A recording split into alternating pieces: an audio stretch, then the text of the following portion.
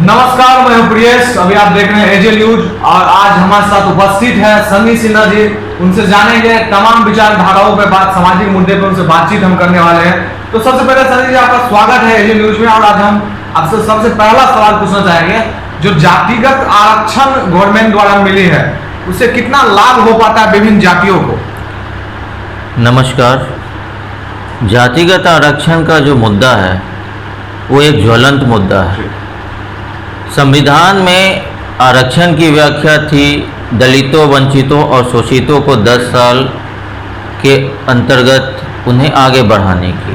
कालांतर में इसकी आवश्यकता और बढ़ी, परंतु वर्तमान परिस्थितियों में अगर गहन अध्ययन किया जाए तो आज भी 80% वंचित तबका पुरानी ही स्थितियों में मौजूद है।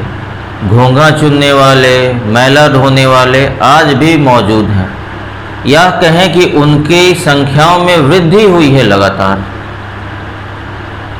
इस जातिगत आरक्षण से लाभ तो 10% लोगों को ही हुआ, लेकिन इसका नुकसान अन्य कई प्रतिशत जनता को हुआ जो पहले से सक्षम वर्ग में भी आते थे।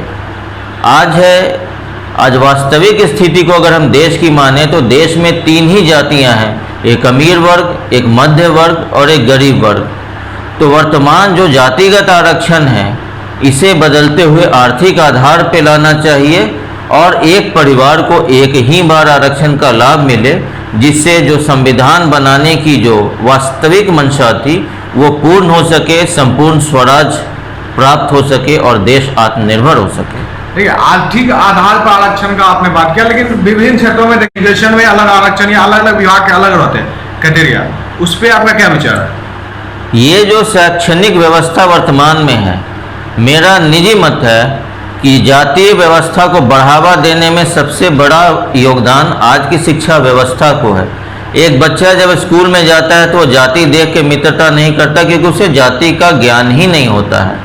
उसे जाति का ज्ञान तब होता है जब उसे पता चलता है कि वो अगर सवर्ण जाति का है तो उसे सुविधा नहीं मिलेगी, वो ओबीसी से आता है तो उसे थोड़ी सी सुविधा मिलेगी, वो SC ST से आता है तो उसे सारी सुविधाएं प्राप्त होंगी। ये प्रतिभा का हनन है और एक तरह का मानसिक शोषण है देश के नौनिहालों का, देश के युवा वर्ग का।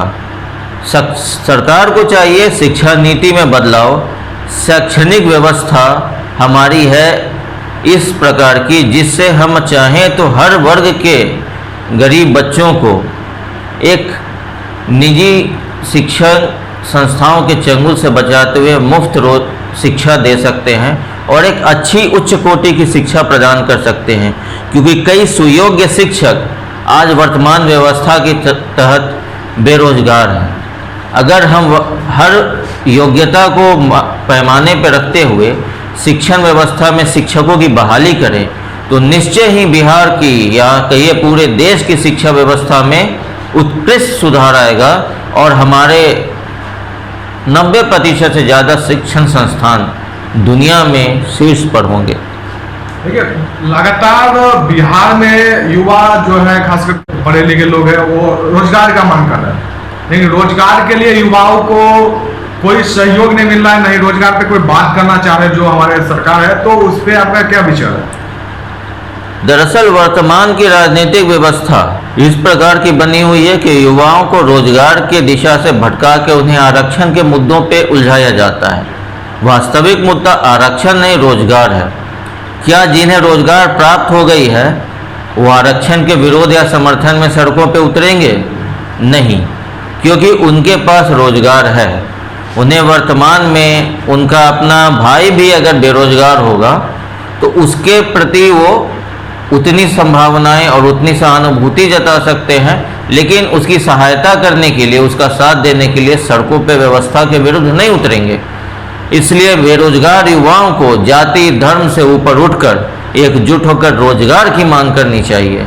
वर्तमान में सरकार ने कई नीतियों में बदलाव किए हैं, रोजगार आ रहे हैं, लेकिन रोजगार में जो व्यवस्था है, मैं इसमें कहना चाहूँगा कि स्थानीय लोगों को अगर रोजगार में प्राथमिकता दी जाए तो कई समस्याओं का समाधान होगा। कई बच्चों को परीक्षा देने के लिए उनके गृह स्थान से काफ़ी किलोमीटर दूर जाना पड़ता है।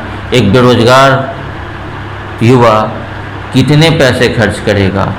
किसी से आप पैसे नहीं लेते हैं परीक्षा शुल्क के रूप में और किसी से हज़ार हज़ार रुपये लेते हैं। उसके बाद उसे परीक्षा देने के लिए 1000 किलोमीटर। कई युवा रोजगार के संभावनाओं को देखते हुए भी इस कारण से वो प्रतियोगी परीक्षाओं को नहीं भरते हैं, क्योंकि उनका जेब इस बात की इजाज़त नहीं दे पाता। वो अगर 10 जगह संभावनाएं तलाश सकते हैं तो वो 2 जगह पे आ जाते हैं। तो वर्तमान की परीक्षा नीति में बदलाव अत्यंत आवश्यक है। सरकार परीक्षा शुल्क से मुक्त करे या फिर इतना कम शुल्क रखे कि एक गरीब विद्यार्थी या गरीब अभ्यर्थी उसे भर सके और उनका परीक्षा का जो केंद्र हो वो उनके घर से 20 किलोमीटर से ज़्यादा की दूरी पे न हो। आज का जो स्थिति है, खास करके आप देखिए देश में हर एक जगह ड्रग्स का मामला चल रहा है, नशा पे बात चल रहा है। जहां एक तरफ हमारी सरकार या बहुत सारे राज्य में नशा मुक्ति की बात होती है, आंदोलन चलती है, संस्थाएं आंदोलन चलाती है कि नशा मुक्त बनाया जाए हमारे शहर को, हमारे राज्य को, देश को। लेकिन एक तरफ वही ड्रग्स हमारे जो कह सकते हैं कि बड़े बड़े लोग हैं, जैसे स्थान जिसके लोग पसंद करते हैं, जिससे लोग इंस्पायर होते थे पहले, आज वो नहीं लोग ड्रग्स केस में फंस है। इस पर आपका क्या विचार है? दरअसल फिल्म इंडस्ट्री और मीडिया खुद ही नशा को बढ़ावा देती है। अगर आप आज के वर्तमान के फिल्मों को देखेंगे तो नशा पहले तो पुरुषों को ही करते दिखाया जाता था, आजकल महिलाओं को और बच्चों को भी करते हुए दिखाने की कई फिल्में आती हैं।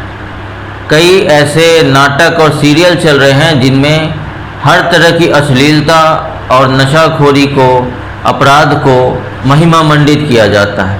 तो आज का युवा जो देख रहा है वो प्रभावित होता है।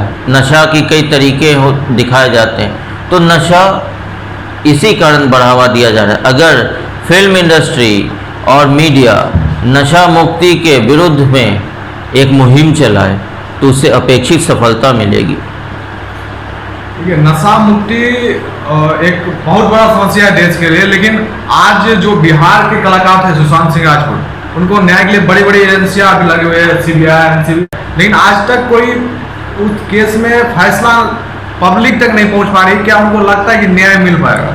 सुशांत सिंह राजपूत जैसे उम्दा और योग्य कलाकार की असामयिक मृत्यु वर्तमान व्यवस्था के मुंह पे करारा तमाचा है।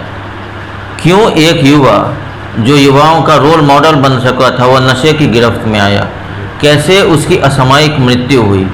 ये समस्या किसी अन्य युवाओं तक न पहुँचे, इसके लिए उन्हें वास्तविक न्याय मिलना चाहिए था। परंतु आज जो मीडिया और शासन तंत्र है उस मुद्दे को बिल्कुल अलग कर चुका है और आज सुशांत सिंह राजपूत को न्याय की बात तो दूर, आज उनके चरित्रों पे भी हनन करने के कई सवाल उठ रहे हैं। एक मृत व्यक्ति के आत्मा को भी सम्मान नहीं प्राप्त हो रहा है। ये वर्तमान राजनीति की देन है।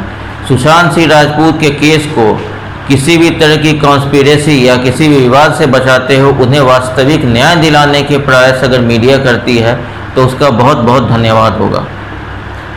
सर, कोरोना काल में चुनाव हो रहा है, डेवलपमेंट की भी बात होगी। देखिए, विकास के मुद्दे तो उठ रहे हैं, कुछ हद तक विकास भी कई क्षेत्रों में हुआ है और बिहार इसमें सड़क और बिजली के मामले में काफ़ी हद तक आत्मनिर्भर हुआ है। वर्तमान में शिक्षा व्यवस्था में भी कुछ सुधार हुई है, लेकिन शिक्षा का निजीकरण और व्यवसायीकरण जो बढ़ रहा है उसे रोकने की अत्यंत आवश्यकता है और योग्य युवाओं को, शिक्षित युवाओं को स्थानीय रोजगार देने के लिए एक औद्योगिकीकरण क्रांति की अत्यंत आवश्यकता है। और आशा करते हैं कि आगामी सरकार जो भी आए वो इस दिशा में एक ठोस कदम उठाए जिससे स्थानीय युवाओं को रोजगार मिले। और अन्य राज्यों ने जिस तरीके से स्थानीय भाषाओं को लाभान्वित करने के लिए, प्रचारित करने के लिए जो प्रतियोगी परीक्षाओं में स्थानीय भाषाओं की अनिवार्यता रखी है वो बिहार को भी रखना चाहिए, जिससे हमारी भोजपुरी, मैथिली, वज्जिका जैसी कई भाषाएं हैं उन्हें वास्तविक पहचान प्राप्त हो। एजे न्यूज को अगर आप यूट्यूब के माध्यम से देख रहे हैं तो हमारे चैनल को सब्सक्राइब कर लीजिए, और फेसबुक पे देख रहे हैं तो पेज को लाइक करिए। धन्यवाद। आप देख रहे हैं एजे न्यूज। एजे न्यूज से जुड़े रहने के लिए हमारे फेसबुक पेज को लाइक करें और यूट्यूब पर जाकर हमारे चैनल को सब्सक्राइब करें। Invictus Educare, top position in quality education.